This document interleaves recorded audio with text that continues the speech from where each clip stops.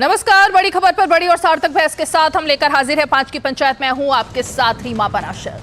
अरविंद केजरीवाल दिल्ली के मुख्यमंत्री, आज उनको ईडी के सामने पेश होना था लेकिन वो पेश नहीं हुए।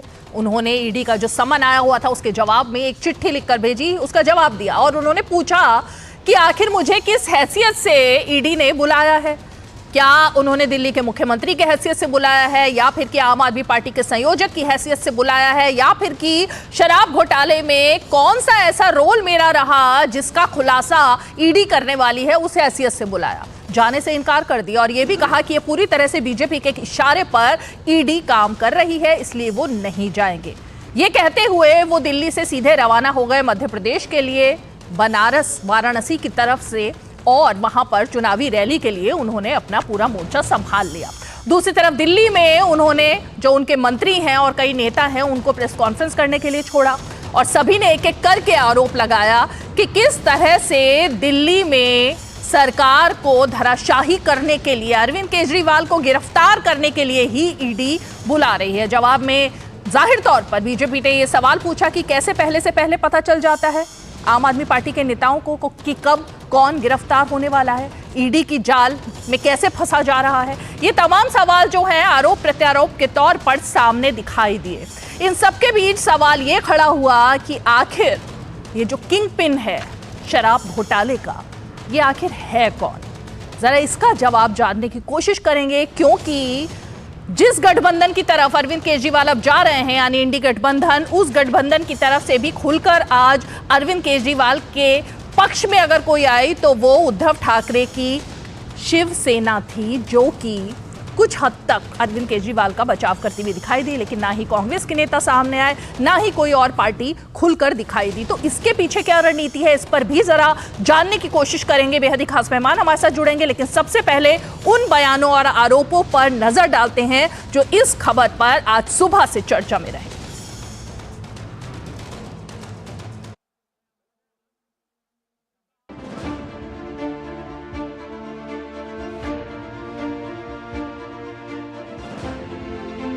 ये अरविंद केजरीवाल जी, ये जितने गागर बंद है ना अभी जेल के अंदर, चाहे वो मनीष सिसोदिया जी हो, चाहे वो संजय सिंह जी हो, चाहे वो सत्येंद्र जैन जी हो, ये सारे गागरों के सागर आप हैं। तो करप्शन के सागर के हैसियत से बुलाया गया है।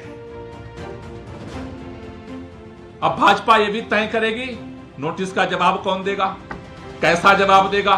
भाजपा ये भी तय करना चाहती है कौन कहां आएगा, कौन चुनाव प्रचार करेगा, कौन पार्टी चुनाव प्रचार नहीं करेगी, कौन सी पार्टी किसमें गठबंधन करेगी, सब कुछ डिक्टेट करना चाहते हैं। दिल्ली के शराब घोटाले के किंगपिन अरविंद केजरीवाल ने यह स्वीकार किया है कि हां, शराब घोटाले में मेरा हाथ है और इसके पीछे जो बेतहाशा भ्रष्टाचार हुआ है उसमें मैं भी शामिल हूं। आप एक फिशिंग और रोइंग एक्सरसाइज के लिए कोई ना किसी को बुला सकते हैं कि पहले बुला लो, फिर देखते हैं कि क्या करेंगे, क्या पूछेंगे, फिर किसी बात पे कह देंगे कि हमारी बात का जवाब नहीं दिया, गिरफ्तार कर लेंगे। ये जो अधिकार है ये कानून ने कभी भी एजेंसीज को नहीं दिया था। आपका प्रचार अचानक आज ही क्यों हो गया? क्या आज लास्ट डेट है? 15 दिन पहले से शुरू है, 15 नवंबर तक है। प्रचार का बहाना छोड़ो, दिल्ली को जवाब दो अरविंद केजरीवाल। विपक्ष के नेताओं को ईडी का सामना करना चाहिए, जैसे राहुल गांधी जी करते आए हैं और आगे भी कर रहे हैं। कभी राहुल गांधी जी को भी बुलाया था, सोनिया गांधी जी को बुलाया था, हम भी अंदर जाकर आए हैं। महाराष्ट्र के बहुत से मंत्री जाकर आए हैं, वेस्ट बंगाल के 2 मंत्री को ईडी ने पकड़ा है, तमिलनाडु के 2 मंत्री जेल में है।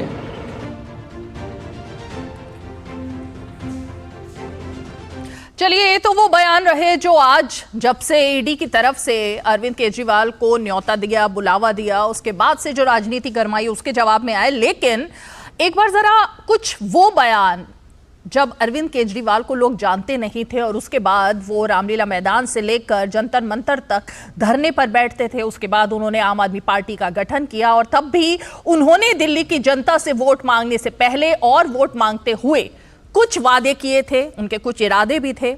उन सबको लेकर आज सोशल मीडिया पर जमकर कुछ वीडियोस वायरल किए जा रहे हैं। उनमें से हमें भी कुछ ऐसे उनके पुराने बयान मिले जिस पर गौर करना शायद बेहद ही जरूरी है। तो एक बार जरा उन पर भी नजर डालते हैं, उसके बाद खास मेहमान हमारे साथ जुड़ेंगे।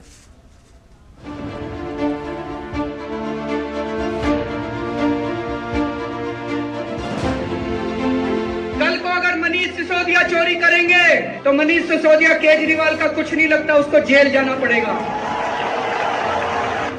कल को अगर कोई हमारा मंत्री चोरी करेगा, ये मेरे कोई सगे नहीं लगते, इनको जेल जाना पड़ेगा। कल को कोई हमारा विधायक चोरी करेगा, कोई हमारा सगा नहीं लगता, उनको जेल जाना पड़ेगा। और मनीष, कल को अगर मैं चोरी करूंगा तो मैं भी तुम्हारा सगा नहीं लगता, मेरे को भी जेल जाना पड़ेगा। पूरी दिल्ली में जगह जगह इन्होंने रेजिडेंशियल एरिया में दारू के ठेके खोल दिए। सबसे ज्यादा गड़बड़ यहां पे होती है दारू के ठेकों में। दारू पी के वहां पे गड़बड़ करते हैं। तो ये व्यवस्था की जाएगी कानून के अंदर कि अगर उस इलाके की महिलाएं प्रस्ताव पारित करके सरकार को दें कि ये ठेका बंद करके कहीं और शिफ्ट किया जाए, तो सरकार को वो प्रस्ताव मानना पड़ेगा और उस दारू के ठेके को बंद करके उसको वहां से शिफ्ट करना पड़ेगा। जब हम लोगों ने ये कहा कि ये ऐसे लोगों के खिलाफ ये मामले चल रहे हैं, तो ये पलट के कहते हैं कि अभी तो आरोप हैं, सिद्ध नहीं हुए। मेरा ये कहना है कि अगर सरकार में आपको चपरासी की नौकरी लेनी हो और अगर आपके खिलाफ एफआईआर हो तो चपरासी की नौकरी नहीं मिलती। तो जो लोग चपरासी बनने के काबिल नहीं है, क्या उन लोगों को इस देश का मंत्री बनाना चाहिए?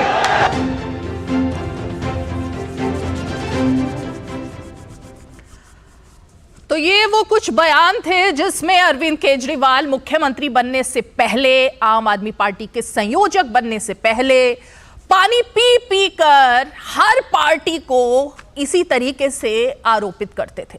हर नेता के खिलाफ पोस्टरबाजी करते थे।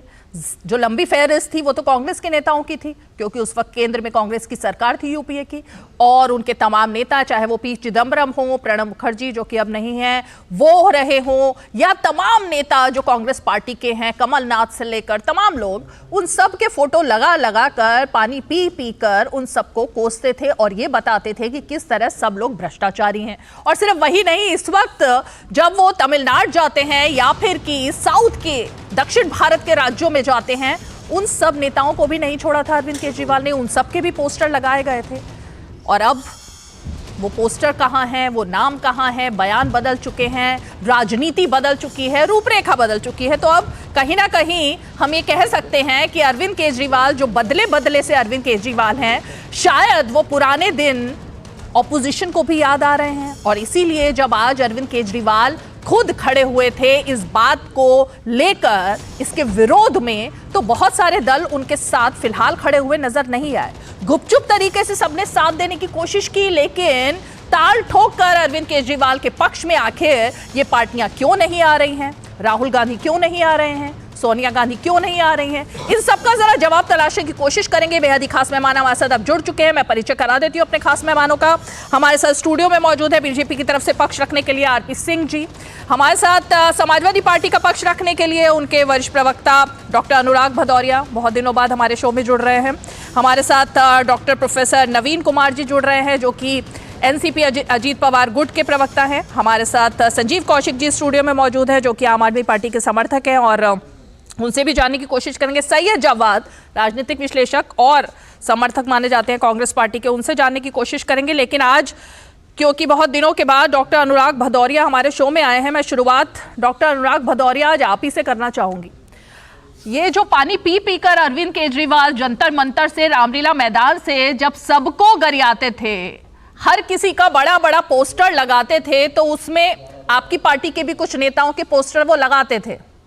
लेकिन आज क्योंकि दिन बदल चुके हैं, राजनीति बदल चुकी है, तो आपको लगता है कि कोई अरविंद केजरीवाल के साथ खड़ा हुआ दिखाई दे रहा है?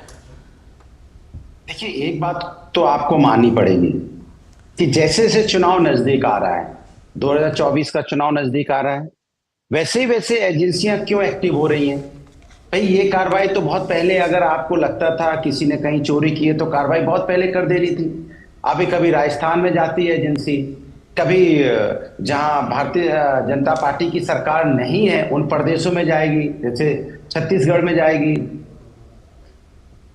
खंड में जाएगी, या दिल्ली में जो बीजेपी की सरकार नहीं है वहां पे जाएगी। तो सवाल ये उठता है कि चुनाव के वक्त क्यों? अगर आपको वाकई न्याय करना था, न्याय देना था, जिन्होंने गड़बड़ी की उनको पकड़ना था तो बहुत पहले ही पकड़ लेना था। फिर इंतजार किस बात का था कि चुनाव के जब 4-5 महीने बचेंगे उस समय ये सब कार्रवाई होगी? ये थोड़ी सी शक जाहिर करता है, शंका जाहिर करता है कि भाई कोई व्यक्ति चाहे किसी भी पार्टी का हो, अगर आपको लगता है कि उसने गड़बड़ किया तो आप 5-6 साल तक इंतजार क्यों कर रहे थे? भाई, इंतजार की तो कोई जरूरत ही नहीं थी, आप पहले ही बुला लेते, पहले इन पे कार्रवाई कर देते। तो आपने उस समय नहीं की, तो इससे लगता है जब से इंडिया गठबंधन हुआ है तो भारतीय जनता पार्टी की सरकार को इंडिया गठबंधन से डर लगने लगा है। उनको लगता है कि इंडिया गठबंधन है, चूंकि ये जनता का गठबंधन है, जनता 2024 में, चूंकि जनता के मुद्दों पे हम चर्चा नहीं करना चाहते, जनता के मुद्दों से हम ध्यान भटका रहे हैं, लगातार जनता के मुद्दों से ध्यान भटका रहे। क्यों? मैं आपको बता दूं कि पहले आपने देखा था टमाटर कितना महंगा था, अब प्याज कितना महंगा है, इस प्याज पे चर्चा ना हो जाए इसलिए भी ध्यान भटकाने की बात करते हैं। महंगाई की मार से, बेरोजगारी की मार से किसान कितना परेशान है। सोचिए आप, किसान की आप पर डे की इनकम 27 से 30 रुपए के बीच में है, वो प्याज अगर 70 रुपए होगा, 80 रुपए होगा तो प्याज भी बेचारा नहीं खरीद सकता। जिसकी इनकम ही 27 रुपए की होगी तो प्याज, रोटी हम जनरली खा लेते थे, आदमी उसी से काम चला लेता था, तो प्याज भी नहीं खा पाएगा।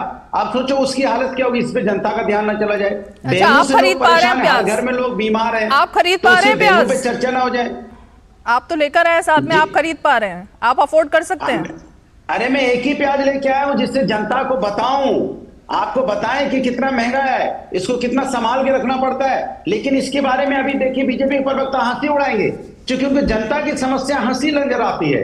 जनता, जो किसान, किसकी फसल बर्बाद हो रही है, किसान बेचारा, उसकी इनकम उनको हो नहीं पा रही है, लागत नहीं मिल रही है, बच्चे स्कूल में पढ़ा नहीं पा रहे, बच्चों को वापस बुला ले रहे हैं, स्कूल से नाम कटा ले रहे हैं लोग। तो आप सोचिए कैसे आदमी उन्नति करेगा? पर डे की इनकम अगर यहाँ पे अगर मजदूर होगा तो उसकी 200 रुपए मैंने 180 रुपए के करीब। अरे रुकिए, कैसे अपने बच्चों को आगे बढ़ाएगा? ये स्कूल से नाम कटवा रहे हैं, कोई पुख्ता सबूत है क्या? आप ऐसे ही क्योंकि आरोप लगाना है जरूरत नहीं है कि लोग स्कूल से नाम कटवा रहे हैं बच्चों का, ये तो आपने बड़ा आरोप लगाया।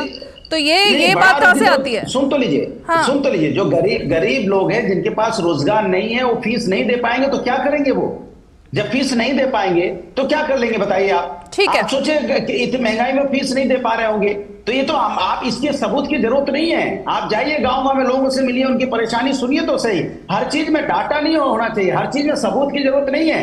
महंगाई है, इसमें सबूत की लाने की क्या जरूरत है? बेरोजगारी, इसमें सबूत की क्या जरूरत है? आप चले जाइए गाँव। अरे डॉक्टर अनुराग भदौरिया, ये महंगाई का फिलहाल शराब घोटाले से क्या संबंध है? आरपी सिंह जी, ये महंगाई और शराब घोटाला कुछ आपस में तालमेल रखते हैं क्या? मतलब जो शराब पी सकता है उसके लिए क्या महंगाई है?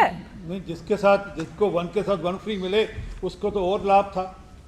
तो दिल्ली में तो एक के साथ एक बोतल फ्री मिल रही थी, और भदौरिया साहब का सारे दोस्त यहाँ आते थे कि यहाँ वन के साथ एक फ्री मिलती, इसलिए दिक्कत है भदौरिया साहब को आज कि इनको एक के साथ एक फ्री मिलनी बंद हो गई।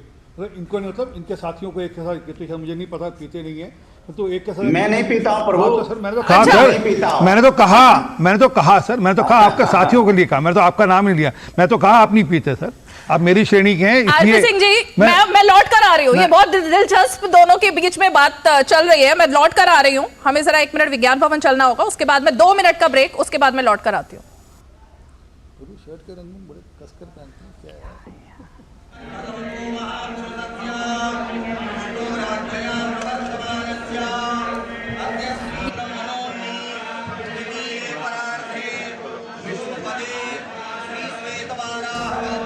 इस वक्त काशी विश्वनाथ मंदिर में पूजा अर्चना कर रहे हैं, उनके साथ राज्यपाल आनंदीबेन पटेल भी मौजूद हैं, और ये लाइव तस्वीरें आप वाराणसी के काशी विश्वनाथ मंदिर से देख रहे हैं।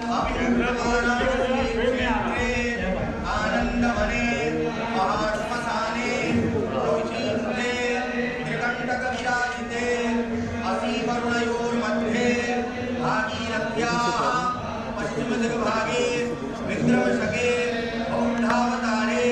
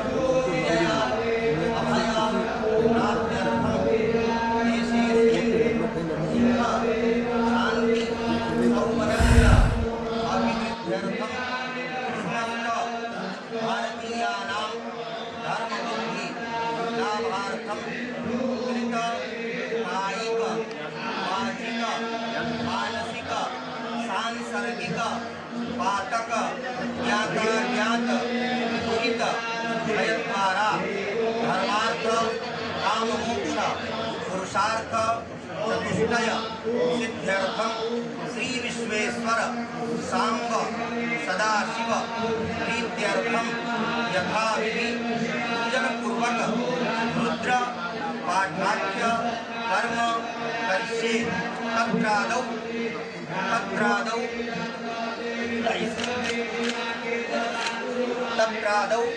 बोलिए निर्विघ्नता सिद्ध्यर्थम महागणपति स्मरणंच करिष्ये।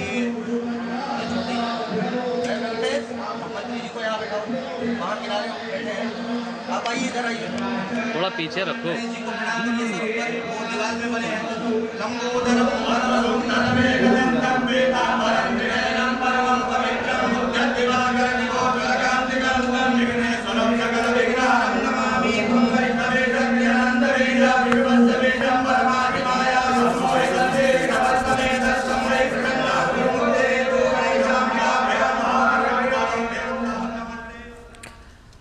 तो वाराणसी के काशी विश्वनाथ मंदिर से आप ये लाइव तस्वीरें देख रहे थे, जिसमें कि उपराष्ट्रपति पूजा अर्चना कर रहे थे और उनके साथ आनंदीबेन पटेल जो कि राज्यपाल है उत्तर प्रदेश की, वो भी मौजूद थी। लेकिन इन तस्वीरों पर जाने से पहले एक दिलचस्प कुछ बात चल रही थी आरपी सिंह और डॉक्टर अनुराग भदौरिया के बीच में। जरा वापस उसी पर लौट कर आना चाहती हूँ। आरपी सिंह जी, मुस्कुरा रहे हैं आप? नहीं, कोई ऐसी चर्चा नहीं, और मैं भदौरिया साहब का बड़ा रिस्पेक्ट करता हूँ, परंतु भदौरिया हाथ में दिखा रहे हैं बार-बार। हाँ, कोई बात नहीं, दिखाते रहिए, ठीक है सर, दिखाते रहिए। शराब की बोतल भी दिखानी चाहिए थी आपको, कम से कम एक दो बोतलें भी लेकर आते शराब की, दिखाने के एक के साथ एक फ्री है तो ठीक रहता मामला। आज शराब के ऊपर डिबेट है, प्याज के ऊपर नहीं है। और रुक जाइए, मतलब अगले एक हफ्ते भर में प्याज के दाम सब ठीक हो जाएंगे, चिंता मत करिएगा। परंतु जो मूल मुद्दा है भदौरिया साहब, कभी आपने सुना है कि किसी को आप तो अरे भदौरिया साहब सुन लीजिए ना, अब आपको ठोकर, मैंने आपको बोलते हुए ठोका नहीं ना, मैंने आपको बोलते हुए ठोका नहीं ना। आपको शराब के साथ शराब एक फ्री लेकर आनी चाहिए ना, बोतल लेकर आते। अरे एक बोतल के साथ बोतल, एक बोतल, अरे 3 दिन के बाद दोबारा बैठेंगे, फिर करेंगे प्याज की बात आपसे, फिर प्याज के दाम की बात करेंगे। 3 दिन के बाद क्या भी बता दीजिए। मैं कह रहा हूँ 3 दिन बाद बैठेंगे। आज बोतल के साथ बोतल फ्री की बात हो रही है, बात करें ना उसकी जी। अब ये दिक्कत ये सुनेंगे ना, दिक्कत ये अगर मैं अगली बार आपको बोलने दूंगा भदौरिया साहब, आपकी बारी में कोई नहीं बोला, अनुराग जी अगली बार बोलने दूंगा, फिर अच्छी बात नहीं होगी। ये मैंने आपको मैं ये पूछ रहा हूँ, एक के साथ एक बोतल क्यों नहीं लेकर आए आप? अरे आपके कई साथी पीते हैं, आप अपने साथियों में लेकर आते ना, आप अपने साथियों में लेकर आते, उनके साथ एक के साथ एक फ्री मिलती थी दिल्ली के अंदर। कितने लोगों को आपने लाइन में लगाया था यहाँ पर बोतल मिलने के लिए? बात, अरे भैया प्याज 70 रुपए किलो है, जानकारी है, परंतु प्याज 20 रुपए किलो हो जाएगा अगले 3 दिन 4 दिन के अंदर। ऐसे ये टेम्परेरी सीजनल बात है, ये परमानेंट नहीं है। पर इशू आज प्याज का भ्रष्टाचार का है, ये ध्यान भटकाने के लिए भ्रष्टाचार से कवर फायर दे रहे हैं, परंतु मूल बात नहीं करेंगे कि किस प्रकार से भ्रष्टाचार इनके साथियों ने किया। इनका जो सबसे प्रिय साथी आजकल है, जो सबसे प्रिय साथी है संजय सिंह, इनका प्रिय साथी संजय सिंह, वो जेल के अंदर उसकी बेल कराने नहीं जाएंगे, ये कोशिश भी नहीं करेंगे उसकी बेल कराने। अरे तुम्हारा दोस्त था यार, तुम्हारा तो हम प्याला था वो, उसकी जाकर बेल कराते क्यों नहीं करे? हम पहले मतलब दारू नहीं हो सकता, कुछ कॉफी भी पीते हो, परंतु हम पहले की बेल कराने क्यों नहीं गए? क्यों? पता है कि बाहर नहीं आ सकता, उसका मुकदमा क्लोज कराने क्यों नहीं गए? सिसोदिया साहब की बेल कराने क्यों नहीं गए? कोर्ट ने कहा 338 करोड़ रुपए की मनी ट्रेल पा दी गई है। मैं जो अभी एक बात बताने जा रहा हूं, वो चंबे वाली है, बाकी सब मामले निपट सकते हैं, परंतु एक बात नहीं निपटेगी, बता रहा हूं आज आपको। वो है दिल्ली की माताओं और बहनों की बद्दुआएं, दिल्ली की बेटियों की बद्दुआएं, जिनके पतियों ने घर से पैसे निकाल कर कोई एक के साथ एक फ्री मिल रही थी, वो लाइनों में लगकर अपने घर मतलब पीने का कोटा डबल कर लिया था, और घर के गहने बेचकर भी किया लोगों ने। क्यों? उनको लगता था ये मौका दोबारा मिलेगा, नहीं मिलेगा। ये है जो बददुआ दिल्ली की माता और बहनों की लग रही है। पर जो मूल बात, कभी आपने सुना है कि किसी को L1 हो गया, मतलब उसका सबसे हाईएस्ट स्टैंडर्ड आ गया, उसने अप्लाई कर दिया, उसने 30 करोड़ जमा करा दिए, अब वो अपनी शर्तें पूरी नहीं कर पा रहा, पैसे जमा करा दिए। कानूनी तौर पर उसने जो पैसे जमा कराए थे वह जब्त होने चाहिए थे। एयरपोर्ट वाले जो ठेके में यही हुआ, उसको पैसे लौटा दिए।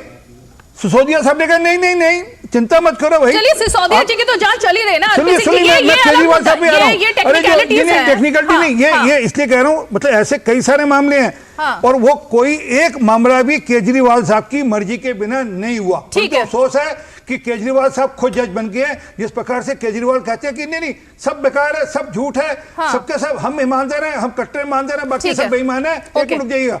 और जिस प्रकार से उन्होंने अपने बारे में खुद जजमेंट देनी शुरू कर दी, अपने साथियों बारे में कहा इनको तो भारत रत्न मिलना चाहिए, जो सबसे बड़ा था उसको भारत रत्न दे दो। तो फिर सुप्रीम कोर्ट की क्या जरूरत है, हाई कोर्ट की क्या जरूरत है? बंद करिए हाई कोर्ट सुप्रीम कोर्ट, रोज जाकर केजरीवाल साहब के पास हजारों मुकदमे पेंडिंग है, वो हाँ या ना करते जाकर मान लिया करेंगे। ठीक है संजीव कौशिक जी, ठीक है संजीव कौशिक जी, अभी हमने इसीलिए पुरानी बाइट्स जो थी अरविंद केजरीवाल की, जिसमें वो पानी पी पी कर कांग्रेस के तमाम नेताओं को उन्होंने पूरी तरीके से कह दिया था ये सब लोग कट्टर बेईमान हैं, एक एक का नाम उन्होंने पोस्टर में लगाया था और दिल्ली की जनता को उन्होंने यही कहकर वोट मांगा था और यह भी कहा था कि चपड़ासी भी अगर उस पर भी आरोप है तो उसको चपड़ासी भी नहीं बनाना चाहिए। अब तो मुख्यमंत्री हैं, अगर आरोपित हैं या फिर कि एफआईआर उनके मंत्रियों के खिलाफ है तो बचाव क्यों? ईडी से और उसके सवालों से बचना किस लिए है? जवाब दें, दूध का दूध पानी का पानी। रीमा जी, ईडी की बात से हम शुरुआत करते हैं। आज ही की एक खबर है, 2-3 घंटे पहले की खबर है। राजस्थान के मुख्यमंत्री के बेटे और वहाँ के कांग्रेस अध्यक्ष के ऊपर लगातार सम्मन पे सम्मन ईडी जारी कर रही थी। वहाँ एक नौल किशोर मीणा है, ईडी के इंस्पेक्टर है, वो 15 लाख घूस लेते हुए पकड़े गए। वो वहाँ की एसीबी ने उनको पकड़ा था। क्या बना दिया है एसीबी को? गली का आवारा कुत्ता बना दिया है आपने। अरे कम से कम संवैधानिक संस्थानों को तो बकस दो, उसको तो कम से कम इतने नीचे नहीं गिराओ। देश में ये संस्थाएं बची रहेंगी तो आप भी आएंगे, कोई और आएगा, शासन करेगा, काम करेगा, कम से कम भरोसा तो कायम रहना चाहिए। आपने क्या बना दिया? मैं सिर्फ ये कह रहा हूं कि यदि किसी ने भ्रष्टाचार किया तो उसको बचाने के लिए हम नहीं बैठे हैं, सजा उसको मिलनी चाहिए, लेकिन भ्रष्टाचार के नाम पर केवल विपक्षी पार्टियों पर आप रेड डालेंगे। हर इलेक्शन से पहले आप ये शगुफा छोड़ देते हैं। हर इलेक्शन से पहले केजरीवाल साहब आज आए नहीं, उन्होंने बहाना बना दिया। अरे केजरीवाल साहब को किस बहाने बुला रहे थे ये तो बता दीजिए ना। आप वो एक्यूज बना के बुला रहे थे, आप उन्हें संयोजक के बहाने बुला रहे थे, मुख्यमंत्री के बहाने बुला रहे थे, गवाह के बहाने बुला रहे थे, या लगातार 10 घंटे तक पूछताछ करते और कहते कि नहीं पीएमएलए एक्ट के तहत आपको गिरफ्तार कर लेते हैं। यही अभी जो मनी ट्रेल की बात हो रही है ना, ये बीजेपी के ट्रेल की बात मैं कर रहा हूं और ईडी के ट्रेल की मैं बात कर रहा हूं। अभी तक ऐसा ही होता चला आया है। आप एक चुने हुए मुख्यमंत्री को इस तरह से उसके साथ व्यवहार कर रहे हैं जैसे कि वो कहीं का सरकारी मुलाजिम हो, इस तरह की बातें कर रहे हैं आप। मैं लगातार ये बात कह रहा हूं कि देश की जनता पर जिस तरह से आपको भरोसा है, देश के प्रधानमंत्री के बारे में कहा जाता है ना कि लोगों ने प्रचंड बहुमत दिया है और वो फैसले करते हैं, देश के जनता के हित में फैसले करते हैं।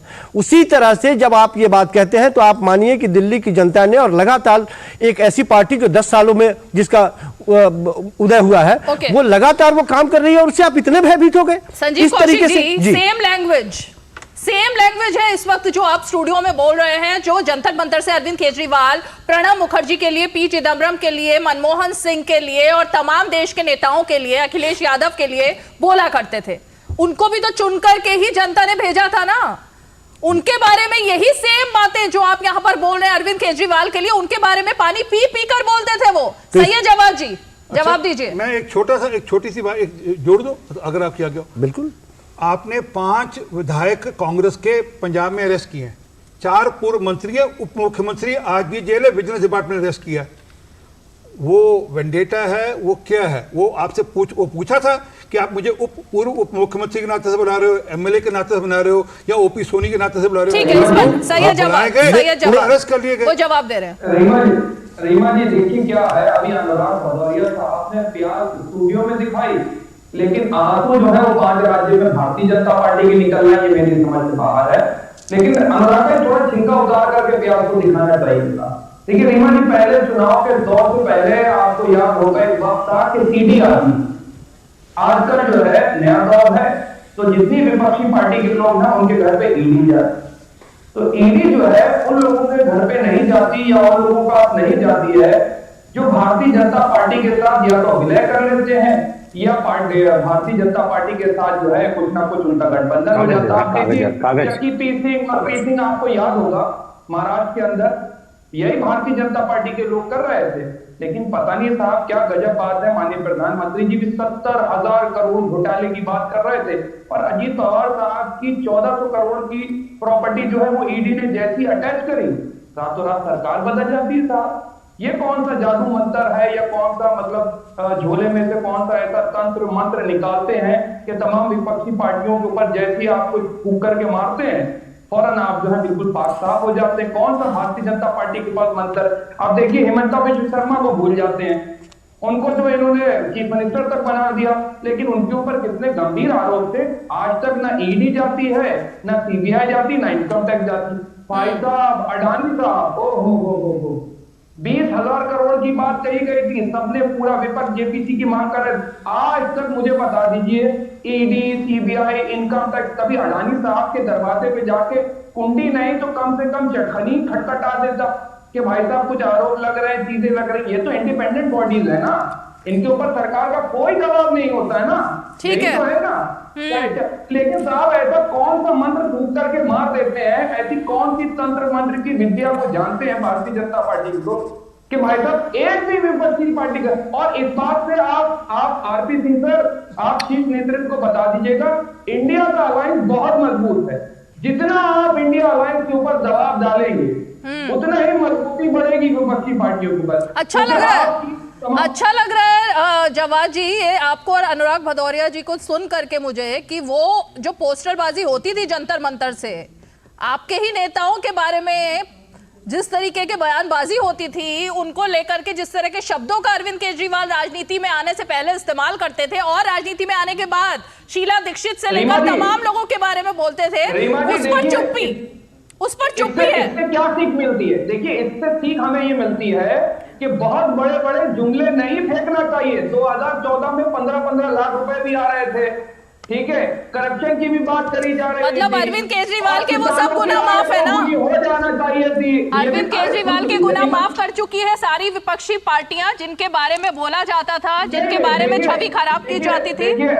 यहाँ भारत के लोग लोकतंत्र के ऊपर यकीन रखते हैं और संविधान के ऊपर यकीन रखते हैं, यहाँ की न्यायपालिकाओं के ऊपर यकीन रखते हैं। लेकिन बड़े अफसोस के साथ ये कहना पड़ रहा है, जिस तरीके से जो देश की सम्मान थी, गौरव थी, बहुत सी इंडिपेंडेंट बॉडीज जिनका सभी सम्मान करते थे, लेकिन आज साहब पता नहीं क्या हो गया है कि सिवाय विपक्षी पार्टियों के, अरे हम तो आपसे कह रहे हैं ना, एक बार अडानी साहब के घर पे जाके कुंडी मत खटखटाइए, खाली चटखनी ही खटखटा दीजिए। ओके, प्रोफेसर नवीन कुमार, आपने क्योंकि बार-बार अजीत पवार का नाम लिया, प्रोफेसर नवीन कुमार पर जाना चाहूंगी मैं, क्योंकि बार-बार अजीत पवार, छगन भुजबल, इन सब पर आरोप लग रहे हैं। प्रोफेसर नवीन, तो उनके पाप धुल चुके हैं, ऑपोजिशन इसको मुद्दा बार-बार बनाता है। रीमा जी, ये सारे जो मुद्दे अभी उभर कर आ रहे हैं, थोड़ी सी पृष्ठभूमि में आपको जाना पड़ेगा।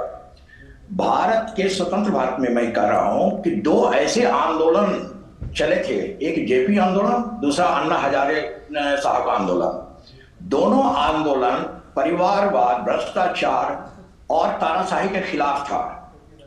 आज उनसे उपजे हुए नेता उनसे कहीं ज्यादा भ्रष्टाचारी हो चुके हैं और दलील दे रहे हैं। जैसे कि एक बार बिहार में कहा जाता था एक सत्ता पक्ष के लोगों को कि यहाँ क्राइम हो रहा है, कहा यहाँ क्या क्राइम हो रहा है, दिल्ली में ज्यादा हो रहा है। अरे भाई, अगर आपका आंख किसी का फूटा हुआ तो कहिएगा कि मेरा भी आंख फूट, ये तर्क नहीं चलेगा। अब आइए, अजीत पवार साहब पर सैयद भाई ने बहुत अच्छा कहा, इनको याद है, मोदी जी की वो बातें याद है, लेकिन मोदी जी की ये बातें ये दोहराते नहीं है कि मोदी जी ने लाल किला से क्या कहा था। भ्रष्टाचार और परिवारवाद के खिलाफ एक जंग उन्होंने छेड़ी है। अभी शराब घोटाले पर बात कीजिए, ईडी जैसे संस्था पर, सीबीआई जैसे संस्था पर, इनकम टैक्स जैसे संवैधानिक ये संस्थाओं पर दबाव मत डालिए। अब जब आपके नेता, खासकर केजरीवाल के ग्रुप के सारे नेता जब जेल जाने लगते हैं तो ऐसा प्रदर्शन करते हैं जैसे कि ठाकन को निकले हैं, वो जुलूस लेकर चलते हैं, पूरा गुहार लगाते हैं, माने न्यायालय को एक चुनौती देते हैं। ये अभी क्या हुआ, केजरीवाल साहब को बुलाया गया, सम्मन क्या है, सम्मन कोई ऑर्डर नहीं है, कोई जजमेंट नहीं है, इतनी भी समझ नहीं है, कैसे लाइट जड़ चुके वो, ऐसी बात तो नहीं है कि वो नहीं समझ रहे हैं। तो तमाशा खड़ा कर करके किसी सत्ता पक्ष को, एनडीए ग्रुप को बदनाम करने के अलावा उनका कुछ नहीं मनसा है और वो बच नहीं पाएंगे, ये तय है।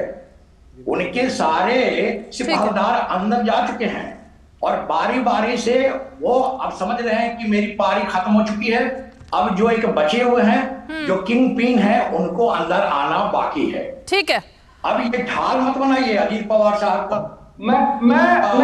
केजरीवाल साहब ने क्या कहा शरद पवार साहब के बारे में, तिहाड़ जेल में रहना चाहिए, क्या तर्क है उनका? नवीन जी इसके बारे में नहीं बोले थे, कांग्रेस के बारे में नहीं बोले थे, समाजवादी पार्टी के बारे में नहीं बोले थे। आज उनके साथ बैठ करके आप क्या बताना चाहते हैं हिंदुस्तान को? सुन लीजिए, मैं ये साफ हो गया है, मैं सिंपल ये कह रहा हूँ, मैं आपके सामने कह रहा हूँ, 2024 के चुनाव एक मिनट नवीन जी, प्रोफेसर नवीन वो कुछ जवाब दे रहे हैं आपकी बात का। एक मिनट रुके, एक मिनट।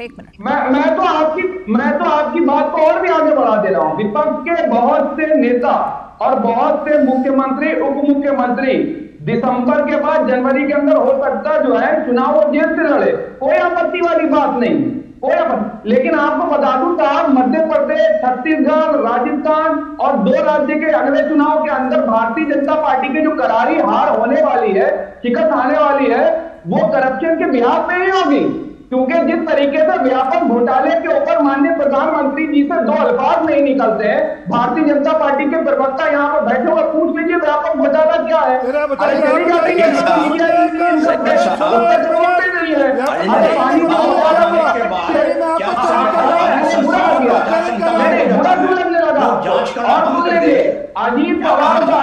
अजीत पवार साहब ने तो और भी ऐसा कुछ नहीं होगा भारतीय जनता पार्टी को भारतीय जनता पार्टी। एक सेकंड सुनिए, एक करके बोलेंगे तभी समझ में आएगा। ऐसे किसी के बीच में बोलेंगे ना, दोनों की बात कुछ समझ नहीं आती, क्लैरिटी नहीं आ पाती। तो इस शो में हम कोशिश करते हैं एक करके बात कर। एनीवेज आगे बढ़ते हैं जरा। डॉक्टर अनुराग भदौरिया, आपकी तो कोई मुश्किल है नहीं समाजवादी पार्टी की, क्योंकि एक तरीके से पीडीए उसको लेकर के अलग ही मुहिम चल ही रही है। कहीं ना कहीं अखिलेश यादव ने बता ही दिया है, कांग्रेस को आईना दिखाने की भी कोशिश कर दी है। तो फिर क्यों बचाव कर रहे हैं आप? मतलब जिनको लेकर के बात की जानी चाहिए वो तो धड़ल्ले से की जानी चाहिए ना। अगर अरविंद केजरीवाल के ऊपर कोई आरोप है तो जांच का सामना करें, दिक्कत क्या है? बात अरविंद केजरीवाल जी की नहीं है, बात लोकतंत्र की है। याद है आपको? चक्की पीसिंग, चक्की पीसिंग, चक्की पीसिंग, चक्की पीसिंग, चक्की पीसिंग, उसके बाद मंत्री बनेंगे, मंत्री बनेंगे, मंत्री बनेंगे, मंत्री बनेंगे। तो भाई आप चक्की पीसते पीसते मंत्री बन जाते हो। एक करके आरपी सिंह जी रुके, आरपी सिंह जी पहले वो बोल लेना, वो बोल ले, इनको छूट देते हैं। आपको जवाब मैं दूंगी। मैं जो पूछ रहा हूँ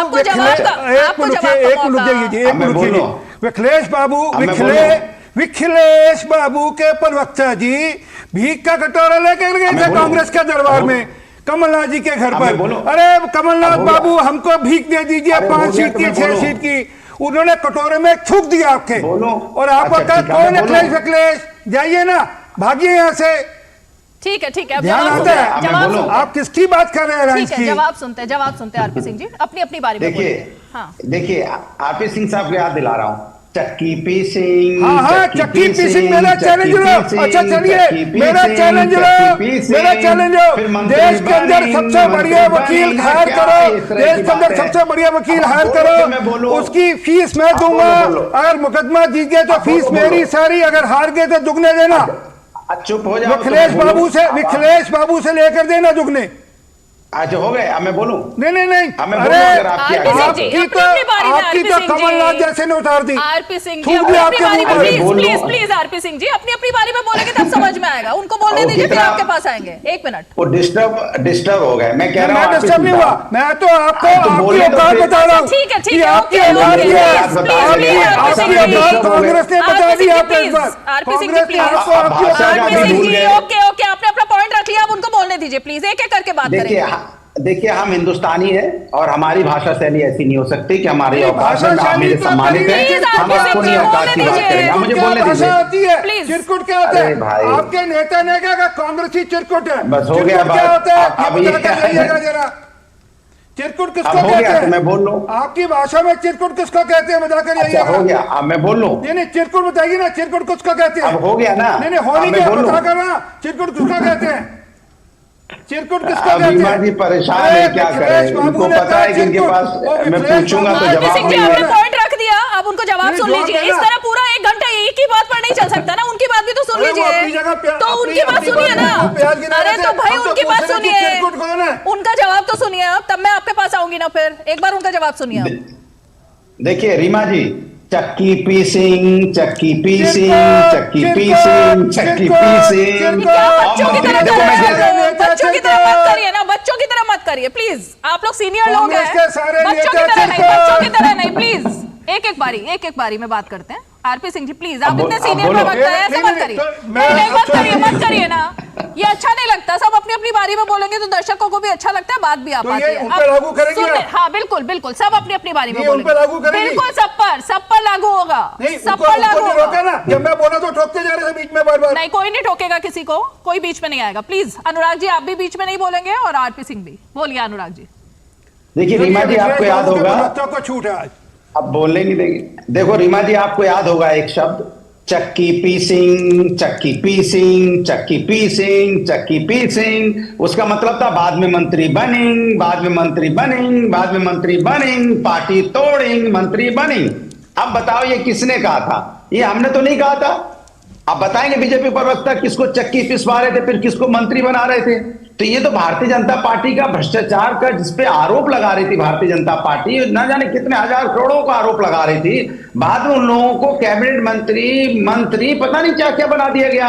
यही भारतीय जनता पार्टी, मुझे अच्छी तरह याद है महाराष्ट्र के विधानसभा में जब शिवसेना टूटी नहीं थी, जब ये विपक्ष में थी, तो बीजेपी के नेता जो शिवसेना के शिंदे गुट के जो विधायक हैं उनका नाम ले लेके आरोप लगा रहे थे और भ्रष्टाचार का आरोप लगा रही थी। बाद में उनको तोड़ के इनके साथ आ गए, तो उसके बाद इन्होंने सरकार बना ली। आज भी वही मंत्री बन गए और विधायक आज भी वही हैं। हाँ, वो शिवसेना शिंदे गुट के हो गए, लेकिन उनके ऊपर कार्रवाई क्यों नहीं? हम तो आप ही के शब्दों में आपने जो बोला। ठीक है, मैं आरपी सिंह जी के पास जवाब के लिए आऊं। ठीक है, मैं आरपी सिंह जी ओके, मैं आरपी सिंह जी के पास जवाब के लिए जाऊंगा। एक छोटा सा ब्रेक लेते हैं, ब्रेक में हम वाराणसी की तस्वीरें देखते हैं और उसके बाद फौरन लौटते हैं।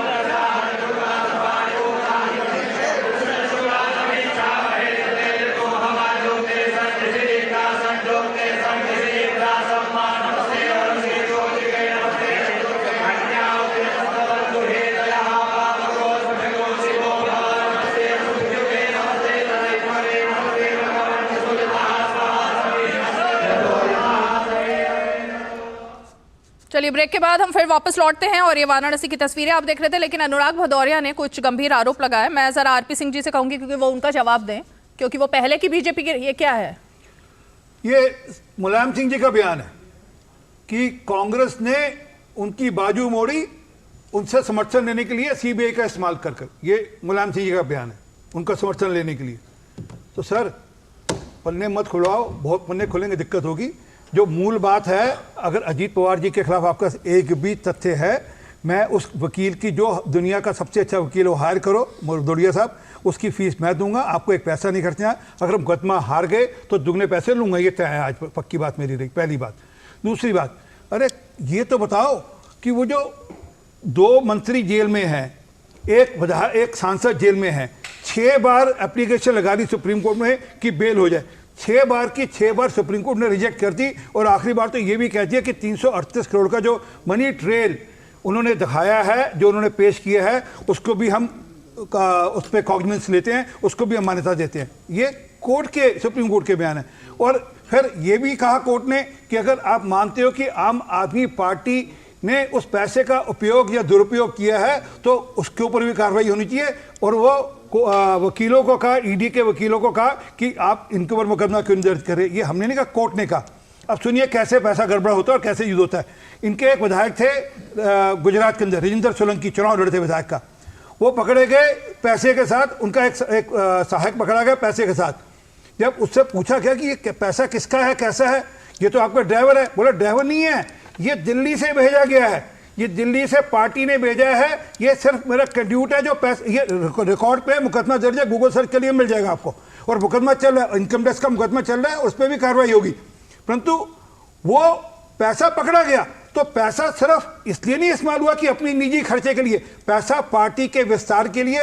उस पैसे से पंजाब का चुनाव जीता गया, उस पैसे से गोवा का चुनाव लड़ने की कोशिश की गई, उसी पैसे से उत्तराखंड में चुनाव लड़ने की कोशिश की गई, उसी पैसे से गुजरात में चुनाव लड़ा गया। ठीक है, ये तो ऑन रिकॉर्ड है चीजें। संजीव कौशिक इस पर जवाब देंगे। संजीव कौशिक जी, इसी को तो कथनी और करनी में फर्क है। मैं मेरिट्स पर नहीं जा रही हूँ अभी, लेकिन जो दावे करके सत्ता में आए उन दावों पर तो खरे उतरते और उन वादों पर भी खरे उतरते कम से कम।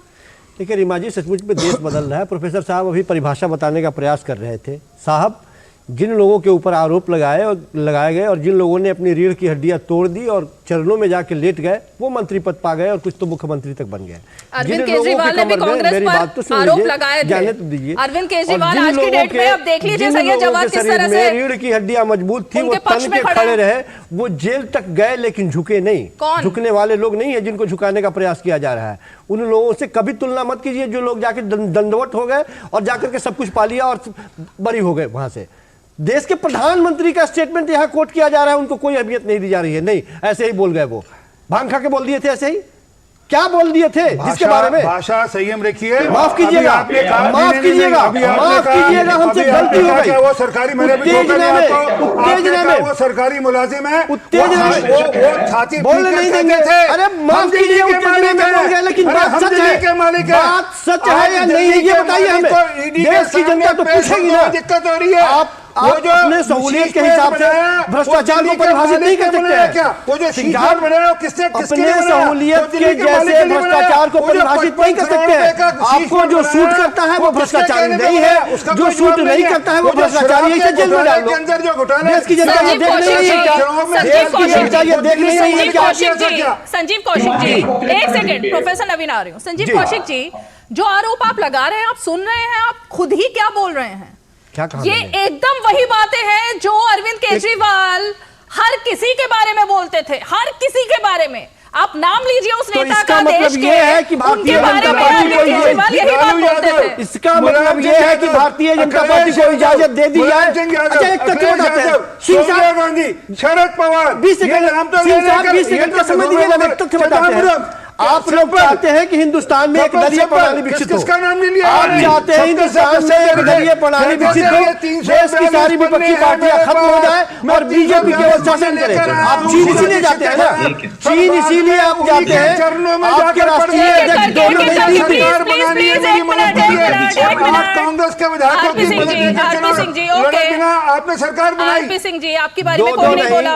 आरपी सिंह जी, आपके बारे में कोई नहीं बोला। आप जल्दी से कंप्लीट कीजिए संजीव जी, उसके बाद मैं आगे बढ़ूंगी। मैं सिर्फ ये कह रहा हूं कि इन लोगों की जो नीति है वो देश में एक दलीय प्रणाली विकसित करने की नीति है। मेरी बात तो सुनिए, मेरी बात तो सुनिए। यही जानना चाहती हूँ क्योंकि अन्ना हजारे का आंदोलन राष्ट्रीय सब में हम लोग भी भागीदार थे कवर करने के लिए। 3 दिन के राष्ट्रीय अध्यक्ष जा चुके हैं चीन, 3 दिन राष्ट्रीय अध्यक्ष जा चुके हैं चीन, और वहां से केवल यही ट्रेनिंग लेने के लिए कि एक दलीय प्रणाली कैसे विकसित की जाए, विपक्षी पार्टियों को कैसे खत्म की जाए, जो झुक जाए उसे झुका दीजिए, जो नहीं झुका उसे जेल में डाल दीजिए। क्यों हो रहा है, मुझे इसका जवाब नहीं मिल रहा। संजीव कौशिक जी, क्या नहीं मिल रहा है आपको?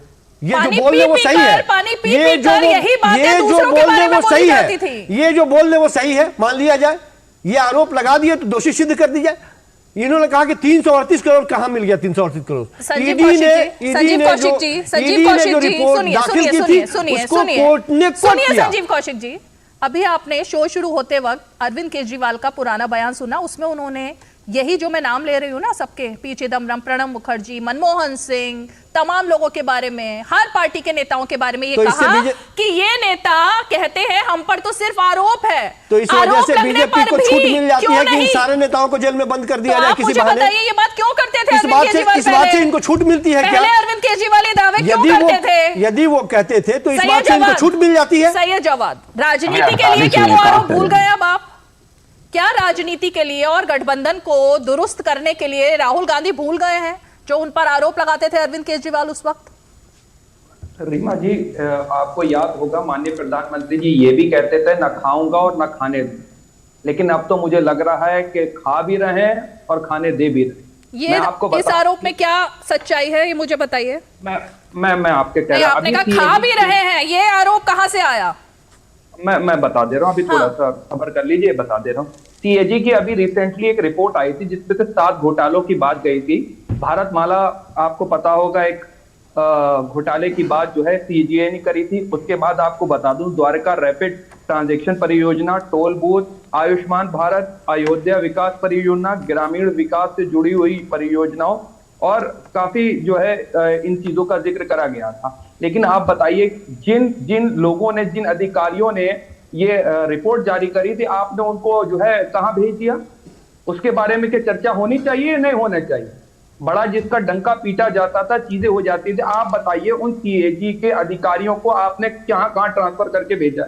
क्यों हटा दिया गया? अगर इतने ही निष्पक्ष हैं, इतने ही सच्चे होते तो आप जिनकी बात करी गई थी उनकी जांच करवा देते। मेरा सवाल कुछ और था अभी तो सही है जवाब। मेरा सवाल ये था कि अरविंद केजरीवाल के वो सारे गुनाह क्या माफ हो गए हैं जो वो आपकी पार्टी के लोगों को सबसे ज्यादा उनकी इमेज खराब करने में शीला दीक्षित की अगर कोई थे तो वो अरविंद केजरीवाल थे ना, 342 जिन्होंने कहा शीला दीक्षित के बारे में सब कहते थे कि वो ईमानदार है, लेकिन अरविंद केजरीवाल कहते थे कट्टर बेईमान है वो। सुनिए, आरोप प्रत्यारोप लोकतंत्र के अंदर लगते रहते हैं, लेकिन ये भी जनता ने देख लिया है और खासतौर से दिल्ली की जनता और देश की जनता ने देख लिया है कि भरोसा लोगों का किसके साथ था। आज दिल्ली जो आपको गतिशील दिखाई देती है वो कांग्रेस के दौर में कितनी थी और आज कितनी है वो भी साफ। तो केजरीवाल साहब के समय में गतिशील नहीं है, सिर्फ भ्रष्टाशील है ना, भ्रष्टाचारीशील है ना, मान लो केजरीवाल साहब के समय गतिशील नहीं है, ये घोटालों की बात ना करा करिए। नहीं ये गतिशील नहीं है ना, ये तो आप खुद मान रहे हैं सीएजी के रिपोर्ट पे। मेरा अरे सुनिए ना, अरे सुनिए आपका सुन लिया हमने, आपका सुन लिया, अरे सुन लिया, अरे हल्ला करने से चीखने से क्या होगा? किसको धमका रहे हो? तुम्हारे नेता सबके भ्रष्टाचार में लेते हैं, सबके नंबर लगे हुए जेल जा रहे हैं, चिंता मत करिए, सबके मेरा चैनल सब्सक्राइब करिए ना। अरे सुनिएगा, इस अगर आपने प्रधानमंत्री जी के बारे में एक शब्द बोला इस चैनल के शो के बाद मुकदमे की चिट्ठी मैं भेजूंगा, वो भेजूंगा आपके ऊपर। आप बिना बात के निराधार के मुद्दे के ऊपर निरंतर चर्चा होती रही और लोग सवाल के जवाब मांगते रहे, नहीं बोला गया। और आप करप्शन की बात करते हैं, अरे मणिपुर को भी जनता छोड़ दिया आपने, और महाराष्ट्र के अंदर जो हो रहा है वो महाराष्ट्र की स्थिति आपके सामने बयान कर रही है। क्या हो रहा है महाराष्ट्र के अंदर? कोई बात नहीं बोलते रहते, दिन भर आकर बोलना चालू कर देते हैं, पूरे मुद्दे को ट्रेन करते हैं, पूरे लोगों की जनता की भ्रमित करने का काम करते हैं। ऐसा करारा जवाब मिलेगा, ऐसा करारा जवाब मिलेगा। 3 राज्यों में ऐसा करारा जवाब मिल ठीक है, सही है जवाब। अनुराग भदौरिया शायद चले गए हैं। ओके, ठीक है आरपी सिंह। प्रोफेसर नवीन कुछ कहना चाह रहे हैं बहुत देर से, और अनुराग भदौरिया शायद चले गए हैं। पूरा महाराष्ट्र चल रहा है। एक मिनट, सही है जवाब। रुकिए, सही है जवाब। शांत रहिए जरा सा, हमारा समय है, जरा सा बोलने दीजिए। दो बातें जो आपत्तिजनक की स्थिति में इन दोनों विश्लेषकों को ले आती है। एक तो प्रधानमंत्री के बारे में क्या सोचकर ये बोले जा रहे हैं अनाप शनाप। अरे वो भारत के प्रधानमंत्री हैं, वो बीजेपी के प्रधानमंत्री नहीं है। और दूसरी चीज, हमारे नेता अजित पवार साहब के बारे में डायरेक्ट या इनडायरेक्ट इन दोनों ने बहुत कुछ कहा है। हम पूछते हैं कि अगर उन पर ईडी का कोई चार्ज बनता है या आरोप है, एक पर हो सकता है, दो पर हो सकता है, 9 मंत्री ने शपथ लिया है। एनसीपी एक ताकतवर घटक के रूप में एनडीए ज्वाइन की है, यह शक्तिशाली टीम है।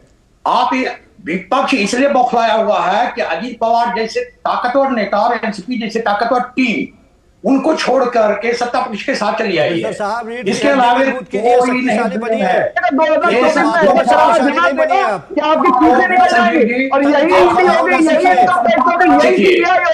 हम भारतीय हैं। जब आप सत्ता में नहीं होंगे, सही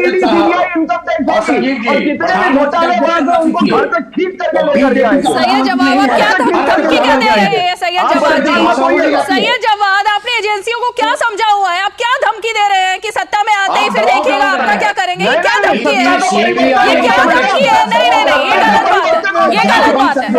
एजेंसियों का थोड़ा सम्मान करना सीखिए। एजेंसियों का सम्मान करना सीखिए। ये तरीका ठीक नहीं है। ये तरीका ठीक नहीं है। सही जवाब। इस तरह की धमकी नहीं, धमकी नहीं, धमकी नहीं, नहीं, ये धमकी नहीं, यहाँ नहीं चलेगी, धमकी नहीं चलेगी, धमकी नहीं चलेगी। इस तरह से नहीं। तो आप क्या कह रहे हैं? आप इसी तरह करेंगे? आप क्या कह रहे हैं? ये क्या तरीका हुआ बात करने का? नहीं, ये तरीका ठीक नहीं है। आरपी सिंह, कोई सभ्यता है भाई, अजीब ढंग का व्यवहार किए जा रहे हैं। सुप्रीम कोर्ट में ये लोग अजीब हो रहा बातचीत कर रहे थे, ताकि जुलूस निकाल के आ रहे हैं, नहीं मिलेगी, बुझा गए। एक सेकंड, ओके, रुकिए, एक मिनट, अंत में final comment, 1 minute final comment. Sanjeev Kaushik ji, मैं सिर्फ ये जानना चाहती हूँ, कतनी करनी के फर्क की तो मैं बात ही नहीं कर रही। ईडी से किस चीज का डर लग रहा है आप लोगों को? किसी से किसी बात का डर नहीं है। 3 बार वारंट आएगा, उसके बाद सीधे डरती भारतीय जनता पार्टी है। नहीं तो आज क्या हुआ? लोगों से जाएगी वो, जब चुनाव में जाएगी तो लोग उससे पूछेंगे ना, आपने अस्पताल कितने बेहतर कर दिए, फर्जी एम्स बना दिए, आप कहीं पे दरभंगा में नाम रख दिए, कितने हॉस्पिटल, अरे सुन तो लीजिए, कितने स्कूलों की स्थिति कितनी बेहतर कर दी। अरे जमीन आपके पास है, जमीन नहीं देंगे कहां से होगा? जमीन आपके पास है, जमीन आपके पास है, जमीन आप देंगे नहीं, जमीन आपके पास है, जमीन आप देंगे नहीं। जो है जैसे है उसको बेहतर किया, जो है जैसे है इससे बेहतर नहीं हो सकता है, सबसे बेहतर किया। लोग इसी बेहतरी के आधार पर लोग देते हैं वो। सर ईडी की बात हो रही थी, अभी ईडी की बात है। आरपी सिंह जी, आप तो इंतजार कर रहे हैं कि दिल्ली की जनता ऐसे ही मरती अच्छा ठीक है, आप कुछ करेंगे नहीं, आप कुछ करते क्यों नहीं? संजीव कौशिक जी, आज जो मैंने एक मिनट रुकिए आरपी सिंह जी, एक सेकंड आरपी सिंह साहब, तो आप केंद्र में आरपी सिंह जी और दिल्ली में देश के प्रधानमंत्री नहीं रहते हैं, दिल्ली में देश के प्रधानमंत्री नहीं रहते हैं, गृह मंत्री नहीं रहते हैं, तमाम मंत्री तो नहीं रहते हैं। लेकिन मैंने ये सवाल इसीलिए जानना चाहा था क्योंकि दिल्ली की जनता जब बात कर रही है ना संजीव कौशिक जी, तो ये पुरानी जो बाइट्स है ये हमने नहीं निकाली, दिल्ली की जनता खुद इन बाइट्स पर और इन बयानों पर अरविंद केजरीवाल के बात कर रही है। देगी जनता जवाब।